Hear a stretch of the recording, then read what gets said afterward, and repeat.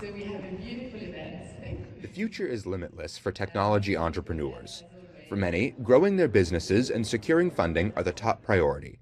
For Baluka Mutinda, CEO of Dukapak, an online sales system, local regulation hampers his efforts to expand beyond the cities he's already based in. But you notice that each market is very different. Even down to Nairobi, you can have neighborhoods that are very, very different from each other based on income, based on just the proximity or the location of the city.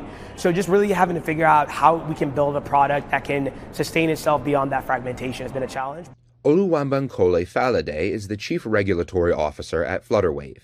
He said the lack of unified international regulation surrounding digital currency and payments leaves many of his potential customers uneasy about using his service. Payments was fragmented, from country to country, and even within countries, interoperability was a problem. Still, Falade believes he can alleviate some of this anxiety by investing in more digital infrastructure. By getting as many tangible financial institutions on board, Falade believes Flutterwave will be the step towards community digital integration. Interconnect with as many partners as possible, be it from schemes to banks.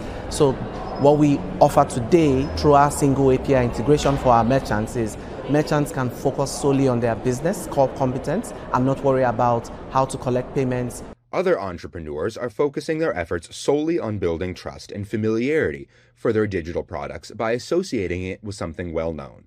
Christian Duffus, CEO of Fondbank, ties his digital payment currency system to prepaid phone minutes to take some of the uncertainty away from financial tech. One of the challenges with digital money, even cryptocurrencies, is in many respects it's a closed ecosystem for the consumers, right? They can't, buy food with it, pay rent with it, can't consume it directly in any way like they can cash.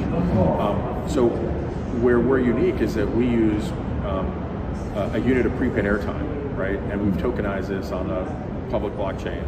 And as a result, people can consume prepaid airtime. There's 8 billion prepaid mobile SIMs globally. If you can have that type of broad availability, accessibility for consumers with something they're familiar with, then that's how you address sort of the trust factor. Even with the regulatory issues firms are facing, the African fintech industry is expected to reach $230 billion in revenue by 2025. Anthony Labruto for VOA News, Washington.